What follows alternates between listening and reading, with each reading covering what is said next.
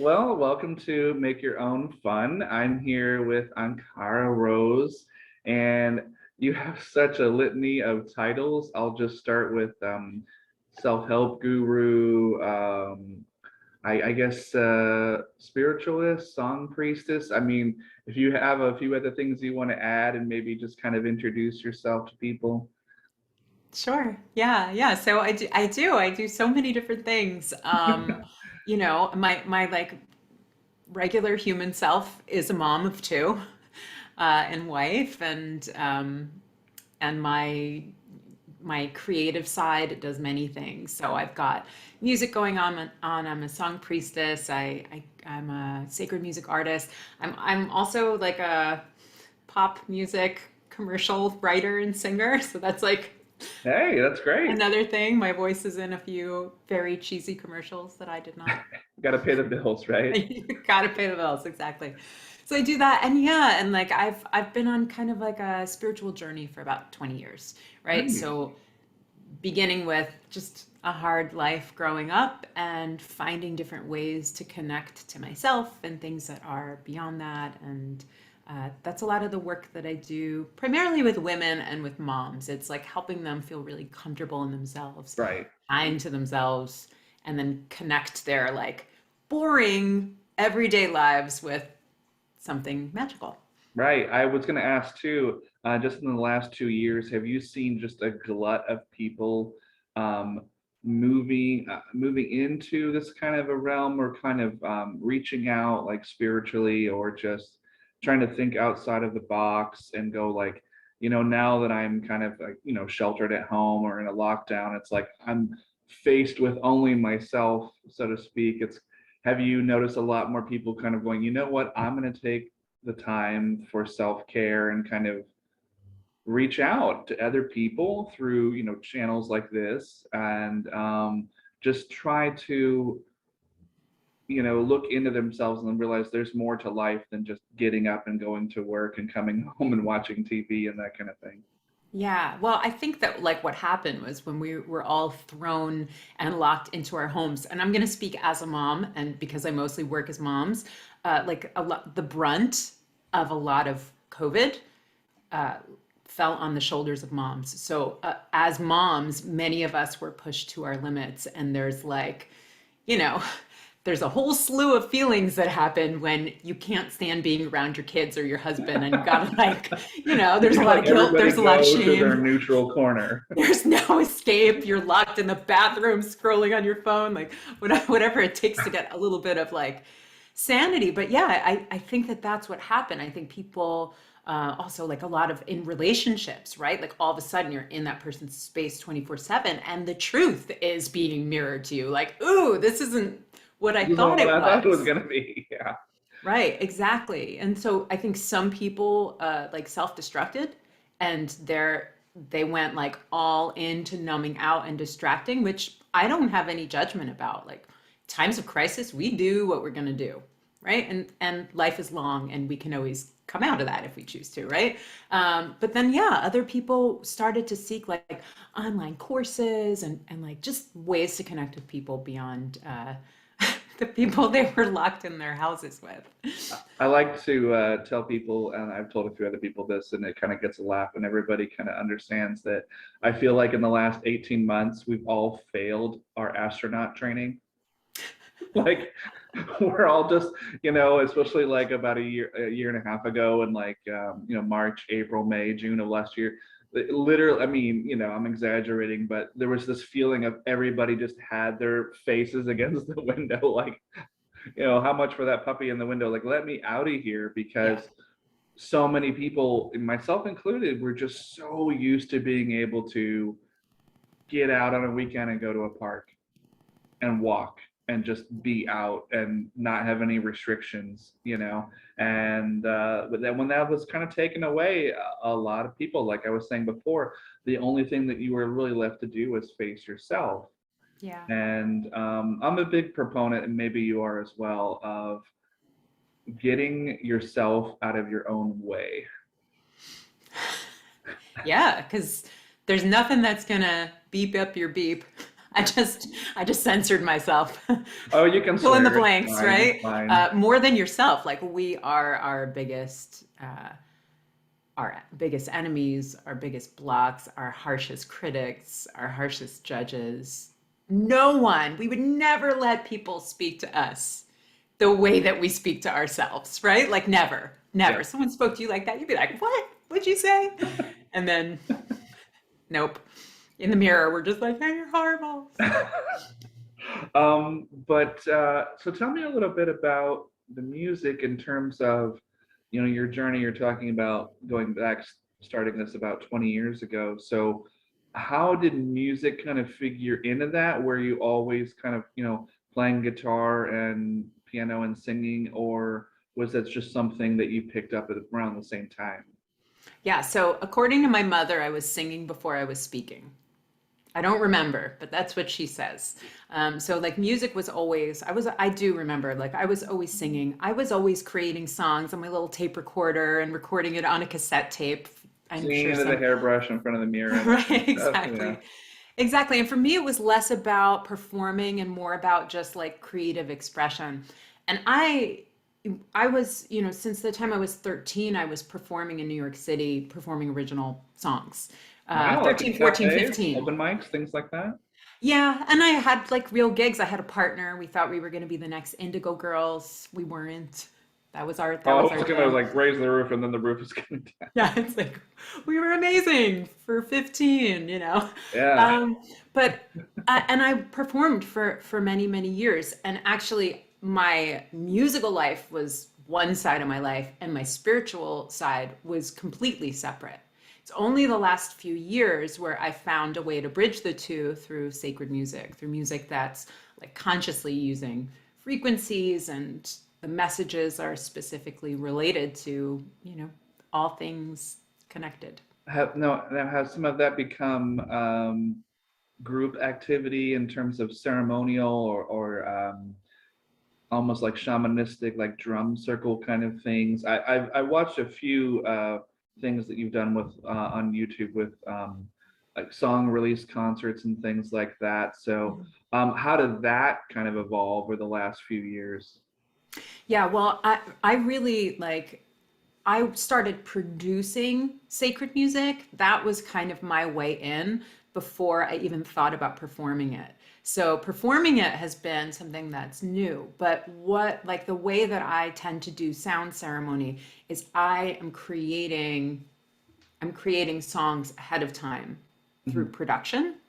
And then I'm creating the ceremony using the song as part of the ceremony, but talking over it and kind of like guiding people through different different things that they would do to really fully be able to receive the song. Right? It's like I think of music and art and dance and even thought forms, like everything has energy, Mhm. right? But we're usually like blocked off to it and numbed out Well, we from it. have blinders. Yeah, we do. It's So tell me, listen, it's part of go. like living in a very crowded world. We're bombarded all the time, every day, with people just trying to get little microcosm seconds of our attention to buy, buy, buy. I make a joke all the time that the store Best Buy, it should just be called Just Buy. Just by. You walk in and they're like, they're handing you things. It's like that. You go to any mall or giant box department store, you walk in and they're just like, you ask someone for help and they're like, buy, just Yeah. buy something. Like, You walk around would like you it's like like, this? oh yeah. I mean, it's and it's no disrespect to teenagers that work retail because I had to do it. We all had to do it. It sucks. It's horrible. We all know it. But there's this thing where we're so into our phones, and then teenagers are even worse about it. That you walk up to somebody at a department store and you're like, "Hey, I was wondering," and they're like, "Yeah, yeah, Have you hold ever on, I'm sending seen a tweet," you know. have you seen the movie Idiocracy? Yes, Right? So it's it's got like what we're there. plants need. We're kind of there. Yeah, we're there. So tell me a little bit about, I guess not just your music influences, but also kind of when you were, I mean, I don't want to use the word crisis, but whenever you got into whatever you were into that you needed to get out of, or you were, searching, reaching out, asking, or soul searching, where did you look, in terms of, was it maybe like books, pamphlets, self-help, at the library or bookstores, or other people that maybe kind of threw you a lifeline? Yeah, so I will say, so like, when I was younger, my father was a heroin addict. So he was in and out of my life. I would say until I was around 8, and then he was out of my life until my late teens. So he And was a he, stranger, cleaned basically. himself up, but that was tough. But my mother, and I credit her for this, had me in therapy from the time I was like 2.5. So even though I still had to go through my own addictions, I had an eating disorder, my own struggles as I got older, I feel like I always kind of knew who I was. And that was the thing. Like, even in the height of my addiction, I still had one foot across the line, like one toe in safety. Like, Hmm. I would push it as far as I could, but was able to come back. So I think that when I finally realized that enough was enough, and I wanted to shift myself, I'll tell you, I haven't really thought about this, but my lowest point was at the height of my eating disorder. I was bulimic. And that I would say, like, the traditional methods of like going to treatment center or something like that, something inside of me was just like, that's not actually what I need. And I found this like leadership training through a coaching school, right? Like, we just find things, right? It's like you're just like walking and having a conversation, and someone says, "Hey, you should try life coaching." It's like, well, I don't know, I guess I'll try life coaching, right? So I just kind of followed whatever that was. So one part of it was going through this year-long intensive leadership training through this coaching school, which was really all about like digging into the depths of your soul. But the other part of it was we were in a community. And when I saw the value of community, I shifted like my focus in my personal life, and I decided to create a community of other people who were really like on the edge of healing from their eating disorders. So not like in the throes of it, but like ready to kind of move across that line, but we would do it together. And so that was like a big turning point for me. And kind of from there, for whatever reason, that's when I started to kind of stumble more into the spiritual things. And yeah, I mean, self-help, I feel like my self-help was more just like developing myself and getting to know myself. My Hmm. big shifts happened after motherhood, though. Okay. Becoming a mom, like, I had a complete identity crisis, and I found a mentor when my son was like, my first is my son, and he was like 4 weeks old. Wow. Yeah, and I found a mentor there, and that changed my whole trajectory. Really, really into spiritual leadership, and not just like That's really following it and interesting. studying. I can relate on a certain level. I have a daughter and she's about to become a teenager. Oh, look out. And it's one of those things where I think about back to when I was, 12 or 13. And I know I had to been bombarded, but it's also different between men and women because, young girls go through checkout lines at the stores, and there's candy on either side of the aisle. It's impulse buy, and then they see, tabloids, they see magazine covers where these women are supposed to look like hourglasses, look forever young, be thin, be wealthy, be tan, be all these things. And I think it's like an impossible standard for these girls going like, well, 2 years ago, I was, looking for lost Legos under the couch. And now suddenly I'm getting into this young adulthood and it's like, well, I don't look like that and I don't feel like that. And how do I? So I get that whole thing where they're just kind of bombarded and, it's a self-esteem punch to the gut, really. Yeah. But It's also, like, go ahead. I was going to say, it's almost like an initiation into being an object. It's a really, really hard time, right? Like, up into that Scrummy. It's point, you're scrummy. not an object as a girl.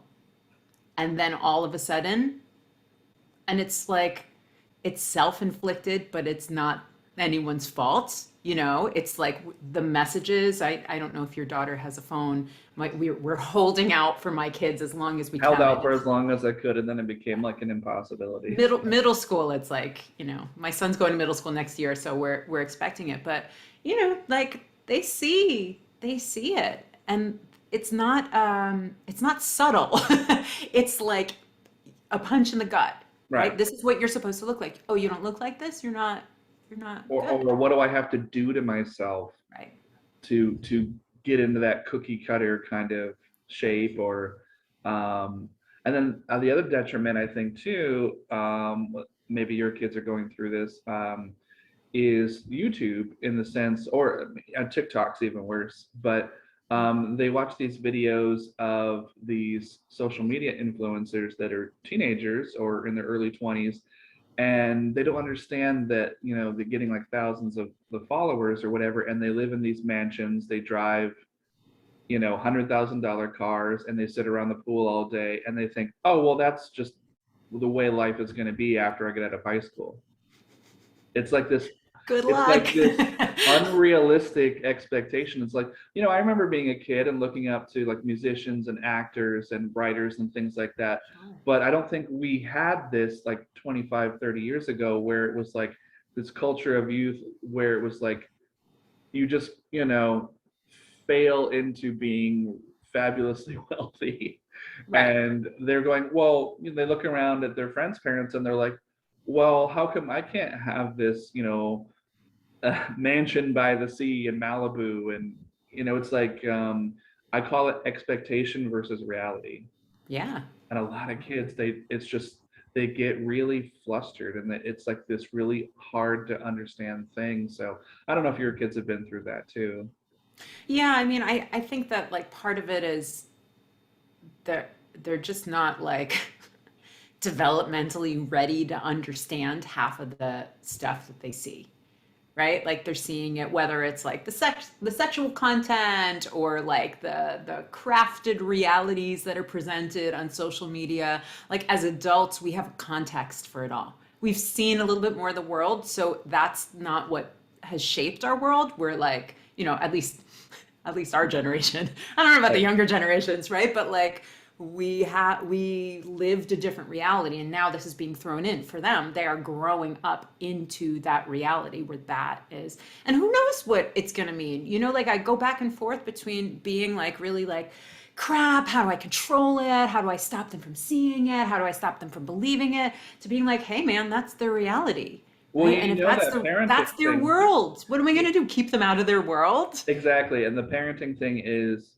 um, and you know this from being a kid, when it's just, the more you take something away, the more tantalizing you make Oh it, yeah. they want it. So, Yeah.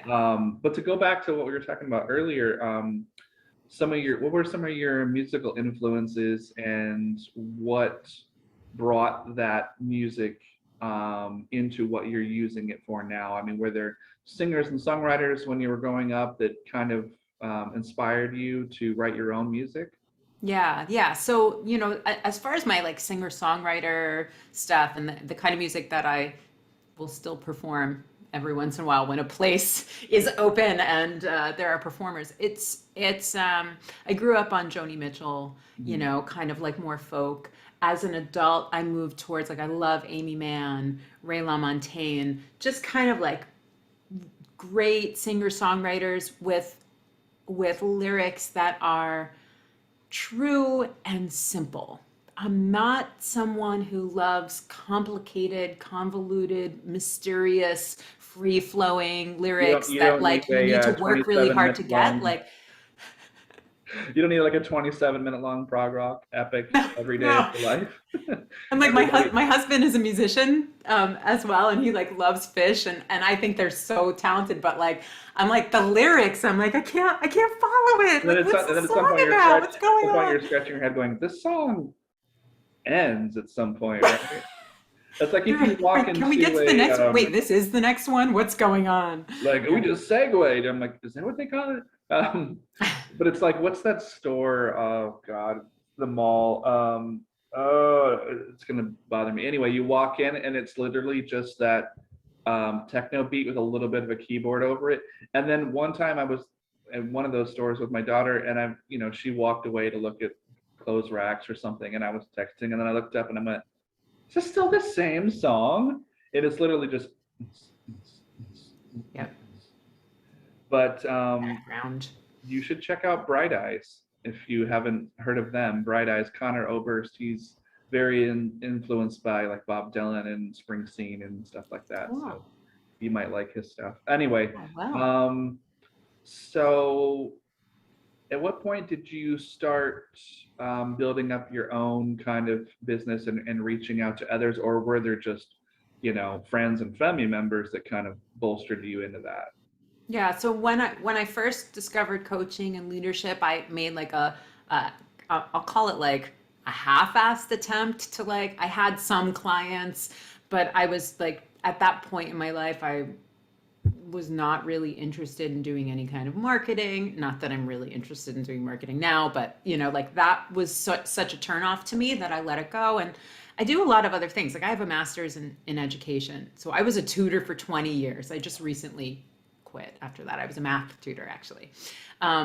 So I was doing all these things. I do, like I said, I do many things. But it's really been the last, I would say maybe like the last 4 years where I started to like really open up and take clients and be a little bit more serious about the business part. And for me, it's taken a mind shift of like, I have this business into like, I want to serve and share what I've learned. And when I'm in that space, the marketing, right, is very easy because I'm just sharing what I care deeply about and what I've learned with other people that could be helpful. When it's about me, then it's like a big cluster F. I don't know if I can curse, so I've been censoring myself, by the way. You can swear. Like this show. Oh, thank God. Honestly, like kids, like anybody like under like 16, 17, they're not going to watch this show because it's too long. It's just talking heads. It's not like TikTok where it's just like flashing lights and 15 minutes of music. So we're too old. Just admit it.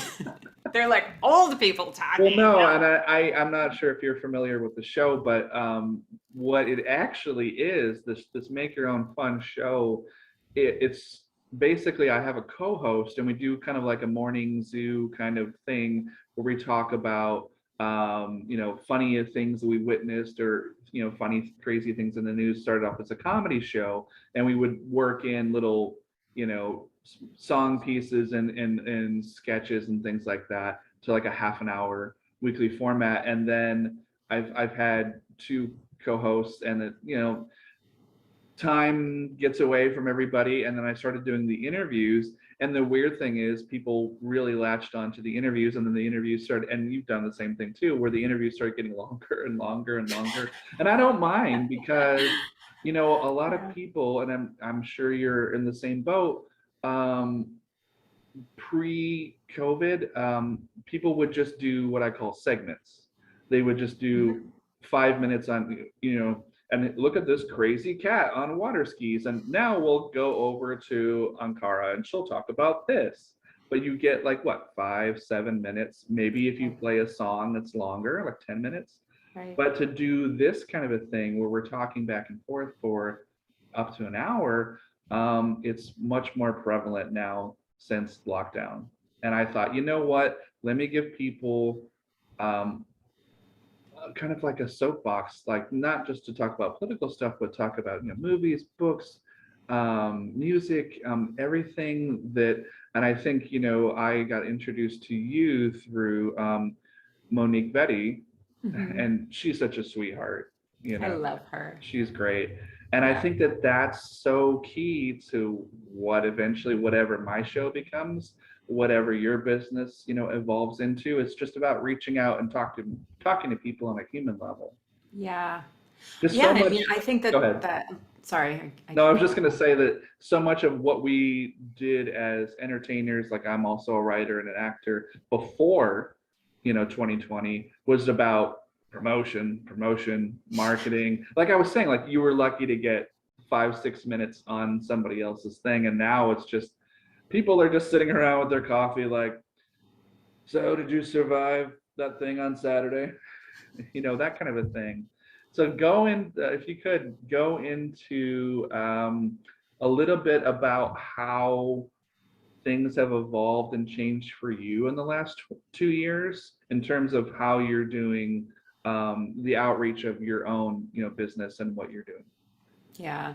So things have really, I mean, it's shifted almost completely to online. So I have mixed feelings about it. I don't feel like Facebook is some sort of like evil. I mean, maybe it is, but like I don't care that much I don't care to either. like engage with that thought. It's not super helpful for me. So, but I also find it really soul sucking when I'm on it too much. But a It's lot a of rabbit hole.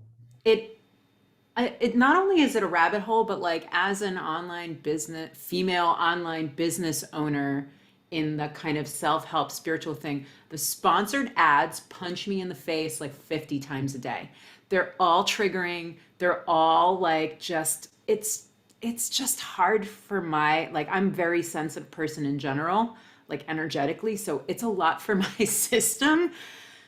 But a lot of the courses that I've taken and that I'm taking now and the communities I'm a part of, they're all on Facebook. So I have just this week been like thinking of like how and where and like what is the way to stay connected to all these people. Like Monique lives in Australia, right? I want to stay connected to her. And I have people who have taken my classes in Australia and New Zealand and, Europe, right?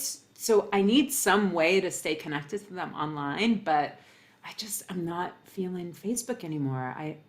Well, I think Why? there was a shift a few years ago, maybe 5 years ago, to Instagram. And there was a time I felt like I could have jumped ship or done both or done everything, or I was against TikTok when it first came out, and now I'm kind of like whatever about it. But Yeah. um, there's this Drew Barrymore movie from a few years ago with some romantic comedy where she said, dating now is so hard because if I break up, I have to get messages from 5 different social medias. Like, did you get the message that we broke up? And did you get this message? And like, I'm 6 hours ahead of you in this other, country. Did you get them? And it's just like too much. There's too It's much to true. kind of shuffle. It is so much. And we kind of have to dance with what we have. That's kind of like where I'm at. So for now, that's been my primary thing. I was leading a lot of women's circles Mhm. in person before, but I'm not going to have a bunch of people come into my house right now still, you know. Um, 2022, though, I have a real feeling like as more and more and more people get vaccinated and everything that, I mean, I don't know where you are, if it's the same, but a lot of businesses are completely open now. A lot of them have taken down the mandatory wear a sign, wear a mask signs. But to me, I just kind of have it on most of the time because out of habit, even though I've been vaccinated. yeah, yeah. But there's still going to be that hesitance. But you know what? Like I thought, movies and concert venues would be kind of decimated, but in the last couple months, it's like I've seen footage of people going to like arenas and they're packed. Yes, I have mixed feelings about I mean, I do that. too, but you know what? As long as like the movie theaters, I took my daughter to see Ghostbusters a couple weeks ago, and they just Mhm. they just had people sit 6 to 10 feet apart, Yeah, whatever their family groups were and everything, and it was fine. Because yeah, you wear the mask going in into the bathroom and everything, and then when you're sitting there, you're not gonna eat and drink with the mask on. So everybody yeah. just kind of, I call it pull the chin diaper down. Right.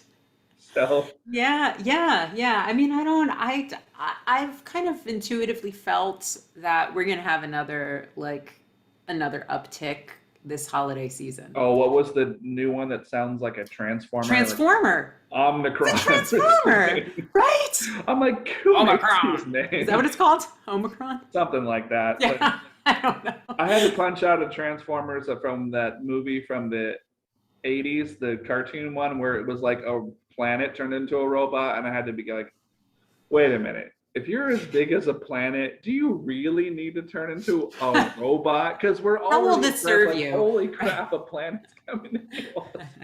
Anyway, got off on a tangent there. Um, so what kind of literature or music or groups do you recommend people who are kind of getting their toes in the water of like self-help and self-healing? I mean, there Oh has my to be kind of gosh. like the first step is like, okay, I want to try it, but the step two has got to be, well, where do I go? What do I look? Yeah, yeah. I mean, it's an interesting thing. So, you know who I people like either love him or hate him is this guy named Matt Kahn, Okay. and he's Kahn. And I just, it's not like I was ever so into what he does, but everything that I've read by him has just felt like so simple, so easy to like when you engage with it, things just kind of start to shift in your consciousness. And his message is really just about love. It's like pretty simple, but he paints the picture in a way that really helps you to understand the way that like your subconscious and the way that we've kind of, I don't know, the way that culture is and the way that we judge ourselves gets in the way of us being able to be part of our like our true nature as humans. And like Yeah. I don't know. I don't think that we have like our animal side that's like tribalistic and conquery, but Yeah. we have another side too. It's just it's not really like we don't get rewarded for it. You don't No, get rewarded for sitting and being a good listener, right? But you get rewarded for like pushing your ideas forward and being innovative. But both are important. no, I mean, me being like a single dad, I don't get rewarded on any level for trying to be nurturing, but Right. I know that I have to, and it's not like it's a force thing for me. I can, upshift, downshift, whatever you want to call it, pretty easily. But I also know that there's a time when it's like, I've got to be dad and I've got to like put my foot down Yeah. and, you know, there has to be structure and like discipline, but there also has to be like that supportive kind of, well, show me the test score and let me help you study and let's go pick out something pretty to put in your room and maybe get a new poster or something like that. You have to do both things. I don't see myself as Michael Keaton as like Mr. Mom or anything like that, Hmm. but I mean that's just kind of like taking that upon myself to. It's not like I said, it wasn't something forced. I think it's just natural over time. I remember, if I would have gone back in time and looked at myself 20 years ago, I don't know, like, could I be a dad and like, could I handle that? And like, what would I do? And like, changing diapers and juice boxes and like what? Like, but I think it's just you grow into it. If you don't think about it, it's just something you just No. you have to do it, and you just You're never ready until they're there. And then right. you're like, time to get ready. Like I even You don't have a worry choice about about the it. people. Like I'm concerned about the people that are like, I talked to when I was younger, like they were in college and they're like, can't wait to have kids. I'm like, you are so full of shit. Like epically, like, open that bag, it's overflowing. But um, so how has, I mean, you don't have to discuss if it's too personal, but do you think that this journey that you've gone on in the last 20 years has kind of influenced or helped dealing with your own family and situations in the last few years?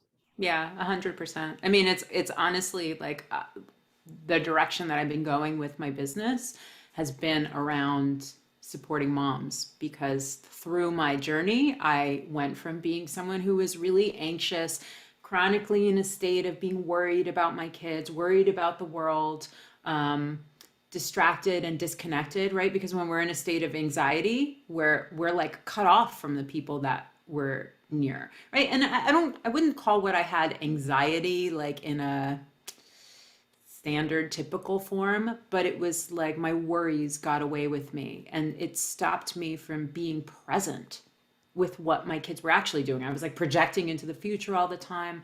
I was also like deeply neglecting myself. Even after I learned how to take care of myself after my eating disorder, it's like my kids became my whole life. I lost myself, I lost my identity. And over the years, through the spiritual work, but the self help work, the everything that I did, even the music, right? I came back to who I am, like underneath it all, behind it all, at the core. And I've learned ways to really stay present. Like I am, it's crazy. I'm like noise sensitive. I don't know anyone who has a louder family than me. My husband and my mother-in-law are Italian. My mother is half deaf. My daughter never stops singing. My son brings his friends over. And we have like a studio in the basement, and they're slamming on the, playing the guitar, slamming on the drums 24/7.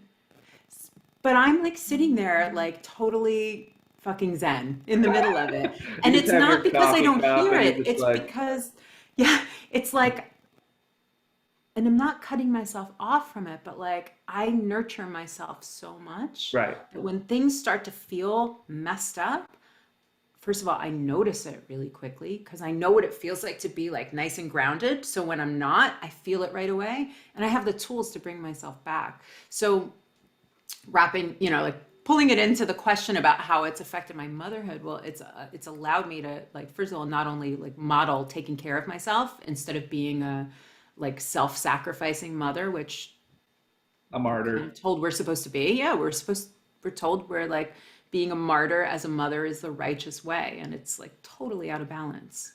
Well, it's almost like a robotic Stepford Wives kind of thing where um, that old model is just so outdated and dead. And I like to think that it's mostly forgotten, but I think that women in general bring it upon themselves to do that. I don't think society is so much saying it's like 1950s Leave It to Beaver life anymore, but I Right. think women themselves put that upon themselves, like if I don't do this, if I don't shoulder more than I'm supposed to, then I'm a failure as a mom, Yeah. right? Do you feel that as a dad? Sometimes I feel guilty that I feel tired. Like I feel like sometimes I could be more engaged with her or friends or family in general. It's just there's only so many hours in the day, and Yeah. there's only like when I don't get at least like a good 6 or 7 hours of sleep, I really feel it, and I really feel like those old commercials where the head comes off the body as a balloon, like medicine head, where you just feel disconnected and you feel kind of numb. Yeah. I think we've all kind of had that feeling. Yeah. Um, but I also know like one of my tactics is humor and comedy, and I can kind of latch onto something or think of something, and that kind of brings me right back because you have to be present in your own Yeah. life. Like you can't always be. We don't always have the luxury of just floating away on a magic carpet ride. Like you have Right. to be present in your own life and like live your best life. I don't know. Such a cliche, but it's true. No, well, I mean, because if not, then what's the point? I mean, like, even if you believe in past lives and multiple lifetimes and reincarnation, like, you still got to make this one count, right? Oh Like, you want yeah, this one to be, like, if you have the choice, right? Like, here's the truth. Not everyone has the luxury of being able to do self-help work, right? Some people, their lives are hectic survival, and crazy and busy and right? you Or know, like literally like trying to survive, right.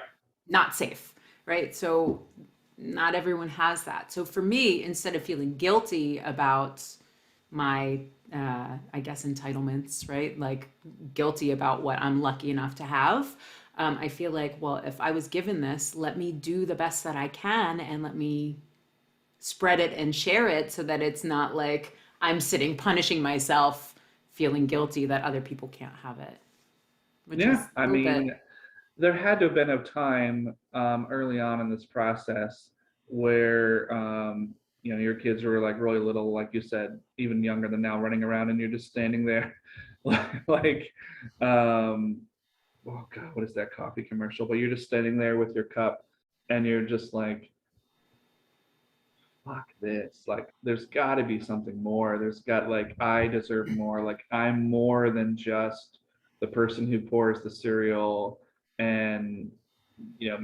packs the lunches and things. Like, Yeah. rather, you're not just, for lack of a better term, you're not just the maid.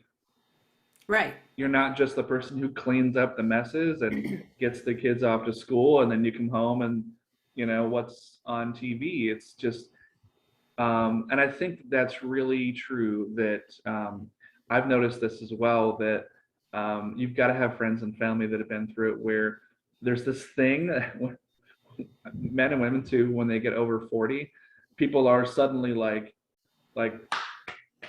I'm going to be creative. I'm going to focus on me. I'm going to do all that crap that I said I was going to do in my 20s. And like, now's the time. And I think it freaks the kids out a little bit, because they're like, well, what are you doing in there? I'm like, oh, I'm playing the guitar. Like, can you play it for me? No. I mean, This not is that you don't me want time. to, but Me time without you. me time. I mean, when your kids were really young, I'm sure you were in the bathroom and they were like, "Don't leave me, like let me in, like mommy just needs like 5 minutes, like please, like, oh, I want to show you this thing, like, okay, well, I gotta close the door now, like, I literally gotta take care of business in here," and they're like, please, and you feel guilty about it, but it's like you gotta have that separation. Yeah. Yeah. I mean, and part of the issue, kind of getting back to that martyrdom, right? Like, is it a choice? Is it cultural? Right? Because in my experience, the roots of that choice run so deeply, right? Like moms, women in general, like there is a message, an undercurrent of our lives that we are supposed to not only nourish others and take care for others, but we're supposed to get our complete fulfillment from doing that, right? And for a lot of moms, it doesn't cut it. So the guilt's not just like, well, I'm going to work, but it's like, I'm going to work and I prefer working to staying home with my kids, right? Like, that's like, so many moms feel like shit about that, right? And then there's the other side of like, you're not valuable unless you're contributing something to society. And raising your kids isn't valuable because, who cares about kids, You don't right? We you, do you in don't get theory, paid but for we that. don't, No, our no mom education or system doesn't support cares. that. Yeah, nothing supports that. So then it's just like, I'm a useless piece of shit because all I'm doing is taking care of my kids and I don't have a career. I'm also dependent now, right? I don't have my own money. I don't have my freedom.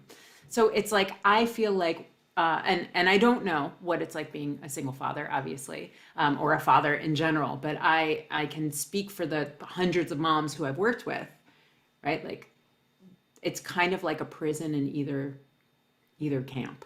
You're like full-time working and you're feel like shit, or you're at home and you feel like shit. And every once in a while there's someone who's just like, all they want to do and all the fulfillment they get is from like sitting down and coming up with creative lessons for their kids and homeschooling and doing all this stuff. But that's not the majority. It's like No. 1 out of 20, 1 out of 50. I don't even know.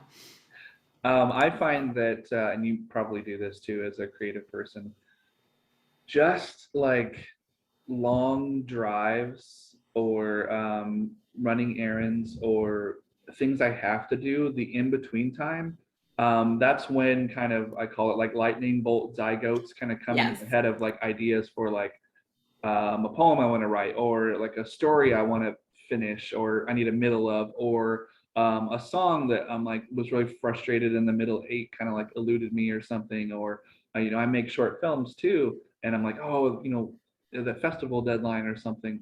But then it's like, I think we compartmentalize, and then when I get to that store or that event or that friend's house, it's kind of like, all right, I'll just tuck it back in the memory warehouse. But I think as I've gotten older, being a dad and stuff, that's just the way the cookie crumbles. I don't know, lack of a better term, Yeah. that we have to pick our moments. You have to choose your moments. I mean, you can still find that artistic fulfillment and that sense of self. You just, you can't always just blast the radio to, sometimes people just do that in their car, and I'm a fan of singing along to songs too, but Hmm. people do that and they just tune out the world because they're just like, I can't deal. rather than maybe just let the world in a little bit, and that might spark something. I don't know.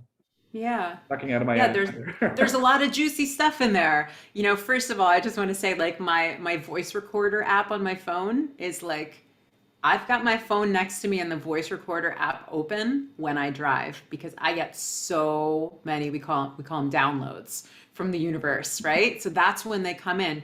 Songs, chants, things that I want to post, things, you know, things that I want to write, things I want to include in my courses, and I'm just voice memoing all the time. But one of the reasons why it was so hard for me to become a mom was I went from like 8 hours, I would just like sit for 8 hours and create. And then all of a sudden, I'm creating in 5 minutes. Like, how do you write a song when you have 5 minutes here and 3 minutes there, 12 minutes there? And I had to learn how to do that. I had to learn how to like let go and trust so completely that like the song's gonna get finished, right? If I had a deadline for commercial, right? Something like that. Like I had to figure out like, oh my God, like how can I do this if I don't have a chunk of time? And somehow I did. But I want to say one more thing. I was on a call with my coach the other day and she was talking about time freedom, right? And it's like we create our business so we have freedom of time. And I'm thinking, yeah, but I like my time freedom is between 8:30 and 3. That's it. When my kids are home, that's not my free time anymore. Like and I think you were saying this. It's like that's the way the cookie crumbles. We have legitimate restraints. Responsibilities, yeah. Yeah. Yeah, I'm not gonna go lock myself in the basement like screw you You're kids. you have Find a humans that ding are like, dong. when Like are you I gonna don't eat? know, you know. And you're like, there's a They make ding box dongs of anymore. like cereal or dog food. Have at it. Right. It's like You I can't don't do that. care. Find a device and leave me alone. Right? Like you have outlets, you have power cords, charge that stuff. Right. You have Um, outlets. find them. Pretend they're Easter eggs. I don't know. There's a tablet somewhere. But you turn off all of the, yeah. But I think that that's true, and I've noticed, and you probably noticed this too, because for what you do, there's a sense of competition, and I think there were so many people because I've heard on the news, and I don't know if I agree with this. There's so many things in the last like year and a half where people they're saying like people don't want to work. There are jobs people don't want to work, and it's like I don't think that that's true at all. From like the last year at home when everybody's been working from home, I think it's people want something different. Yeah, I Once completely agree. the stringent like lockdown stuff ended like last year, and slowly things were opening back up and then it closed back down, people got used to it. Once, I mean, the saving grace is thank God like the schools open, because Oh my to God. try to work and make food and like educate at the same time was just too much.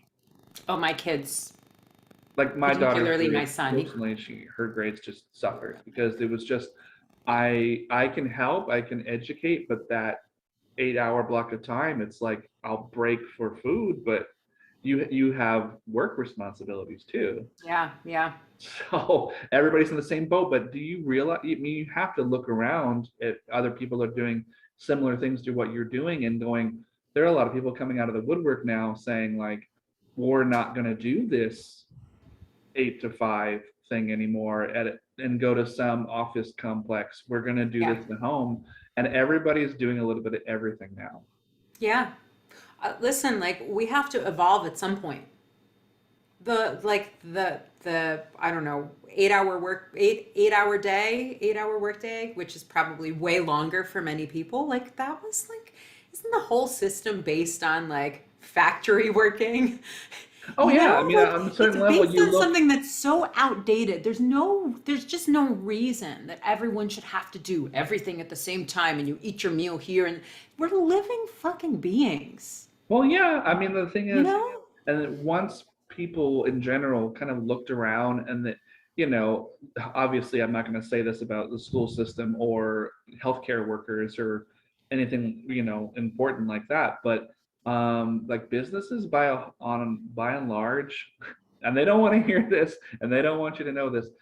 On some level, they're all pyramid schemes because the more time and effort you put in that office job to get up to that next level, that upper echelon, you're just making money for somebody else, and you don't really want to what one day be like a partner in this thing that you didn't even create, that you have nothing to do with. So I'm not saying don't have a job and don't work. Right. I'm just saying that I think a lot of people in the last 2 years have kind of looked around and they've gone like, it was like an awakening. Yeah. I mean, so have a lot of people come to you with like that similar kind of like a door open, they went, oh, there are options. I think so, but really it's more like the people who come to me tend to be like, how can I feel good when things in my life are really shitty? So, like some of them, that's true for them. It's around their job. But for the most part, they're just feeling really disconnected Mhm. and not kind to themselves and not enjoying their lives. And they want to learn how to like shift that. But, life is too short to settle, but it takes a lot of courage, right? We're like on the beginning of this new era Right. where people are stepping into like, well, I don't want to work that kind of job. I don't know what I want to do, but I know it's not that. So I'm going to leave that and I'm going to open myself up to whatever it could be. But this beginning stage is where it's messy, right? Like There's a lot of people are stumbling blocks too. trying a lot. I agree with you. I don't think that people, I mean, yeah, like who wants to work? But like, I think in general, people, if it's something that's satisfying, and that really utilizes your gifts and your talents and your passions, who wouldn't want to do something that's fulfilling? Right. Right? We don't want to work because the work that we have to do is not fulfilling. When it is, you're like, sign me up. Right. And I think that a lot of the lack of a better term, millennial age group has totally surpassed us. I'm going to label you as Gen X, even if you're not. Um, I think I'm like right on the cusp. I'm but 81. 81. what they surpassed us is the whole work from home, or even more to that, like work from a cell phone.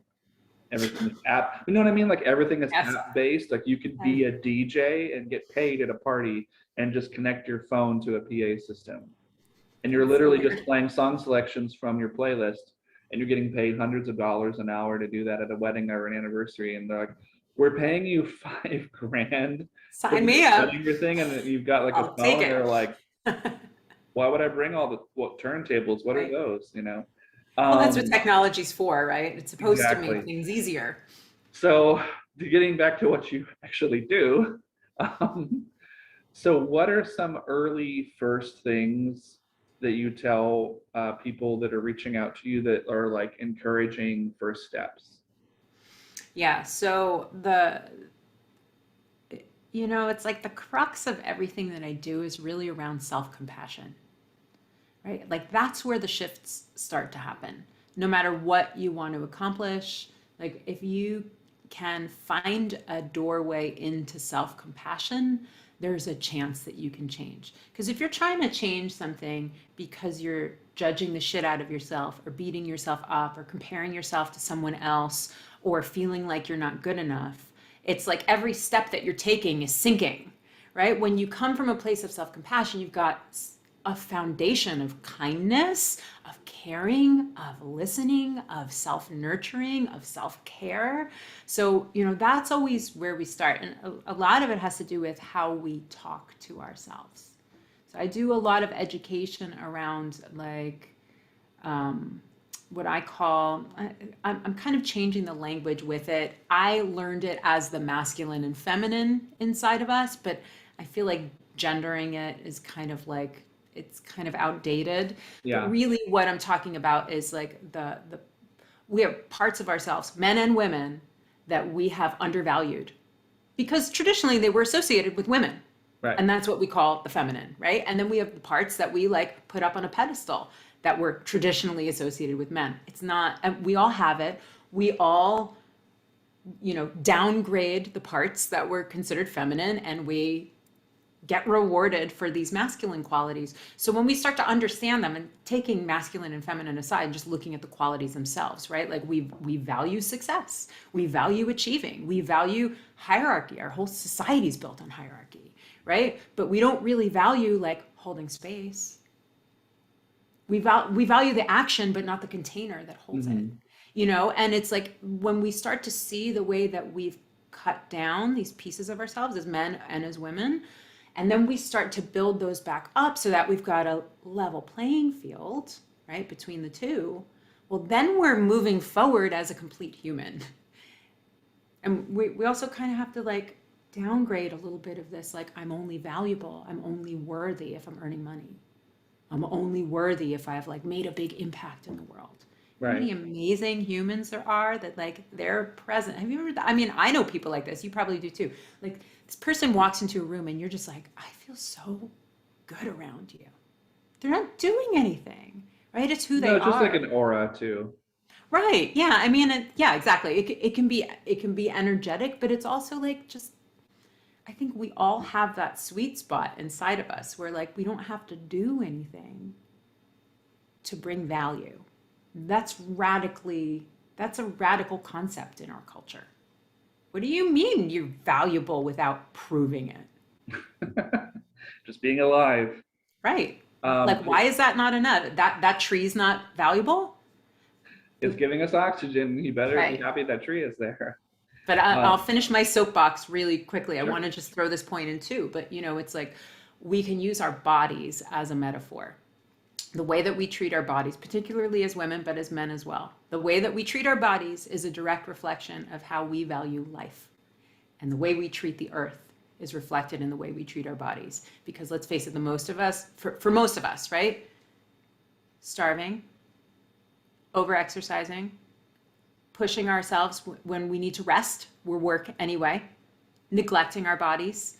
We don't take care of them until there's something wrong, right? We feel ashamed about them. We don't listen to them. It's like we blow off pains.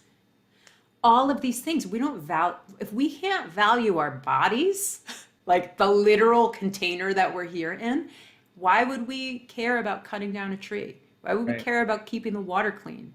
We don't value the tangible unless it's money. So I'm just complaining, maybe, but No, that's fine. I was just gonna dovetail into that, which is like extremely positive and uplifting and kind of, in a nutshell encompasses what you're talking about. But and I've experienced this too, but I was just really curious, because my experience is more on a performing level, but in terms of like detractors for what you do, Mhm. and I spoke to Monique about this too, which is inevitably you're going to go to a cookout or a social gathering Mhm. or some event where there's going to be people but also a lot of people you don't know, and it's a mixer, whatever you want to call it. But there's going to be people coming up, and invariably it's going to come up where you talk about what you do and what you're interested in. And there's been this weird social kind of like, I'm just going to make up a word here where it's just schmeh. Like I don't, like if it's just I'm a stranger and I'm talking to you and like, well, I don't get what you're talking about. And is that like a real job? And like, how are you qualified and this and that? And it's like you've had to run into that.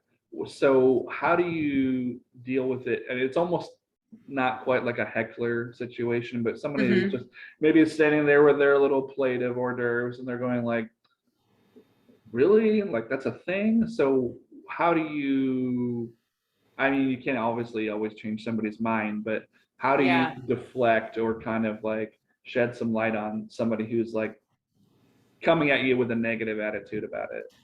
Yeah, I have to say I'm like pretty lucky that, or maybe I'm discerning with like where I go and who I hang out with. But I definitely do use discernment in terms of like, I kind of am taking a read to kind of decide how deep I go into what I do. I feel like I don't need to like prove my value to anyone. So if I do tell them and they're like, I don't get it, and I just kind of change the subject because it's not what I want to put any energy into. Like I'm Right. not a prover.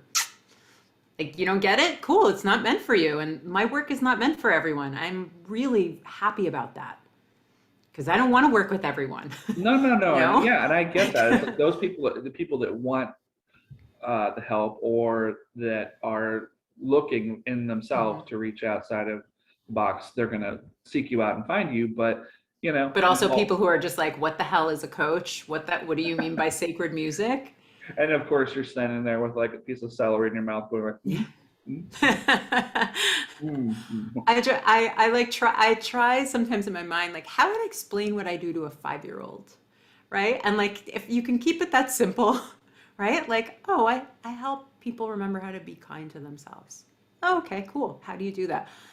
We talk, we have coaching sessions. I help them see like what, what's the way that they've been talking to themselves is not kind, and I give them other tools. Oh, okay, that's weird. Yeah. You're like, I was expecting Wacka Wacka Hong Kong, and you're giving Yes. me thought out, really verbose explanations. Like, I'm one of those people like the shallow conversation. I have such a low threshold for it. For me, I'm like, I want to go deep, and I want to like either we're like connected or I'm just like bye. they're like, did she just jump in my face and say I know. connected? But you know, I totally get Exactly. that. It's like, ah. That's comforting, inviting, right? You're And they're like, like, yeah, I want to be you're right, friends I'm with gonna you. go. Right. It's like this. Um, Yeah, but I'm feeling really open now. they're like, No, but like I wanna, it's like I recently did a mom's night out with some moms who I don't know well from my kids' school, and yeah, it was interesting to be in this balance of like like the conversations like not as shallow as I thought it was going to be, but definitely not as deep as I'm used to going with my friends, and like finding this balance of like, well, who am I here, and how can I bring everything that I am without like I don't need to talk about it, right? Like but you know what? it's Like on a certain level, you know, to walk into a room with people you don't know, you can just be Ankara. right, Like if they're going to exactly. put that on you to be Wonder Woman or something else more than you are, that's on them. I mean, people are doing that anyway, right? You walk into a room and people are making assumptions about you. So like, what the fuck? Like, That's a t-shirt that you need to wear in your next video. So what the fuck? right? What the fuck? Yeah. All right, well, I'm going to end it on a high note here because I think that Woo. that was really beautiful what we just discussed. And thank you so much for being on the show. I'll give you a couple seconds here to give you a platform. Where can people reach you, or your website address? If there's things you've got for sale, like books or pamphlets for Amazon, just go ahead. Cool. Well, first of all, thank you so much for having me. This was really fun. Yeah, and I like that we kind of like covered lots of different things because we are multidimensional humans who have lots of sides. So thanks for that. Yeah, if anyone wants to find me, I am on Facebook under Ankhara Julia Rose, Ankhara. That's the Ankara part. And I have a website, ankhararose.com. And I will say that in January, I'm about to start a new program for moms called Everyday Sacred Mama's Mastermind. And that Cool. is to help moms who want to come home to themselves and feel like the sacred in their crappy, mundane lives. They want to remember that they're more than just moms. So that's what that program is about. So if you friend me on Facebook or reach out to me, I'm going to start promoting that in the next week or two. So no little zany 15-second TikToks of you dressed like a ballerina, but quickly holding a book or anything in your I future. mean, that's coming. It's We're it's all, inevitable, right? yeah. Like we have to do something like that. Yeah, I haven't gotten into Look over TikTok here, but yet, this is but what I'm really, you know. you know, All right. I'll be Well, thank you. dancing. Right. Thank you so much for being on the show. Yeah. You've just been a blast to talk to, as I kind of figured you would be. So I'll just say enjoy the rest of your weekend and have fun. Woo, thank you so much. All right, take care. Bye. Bye.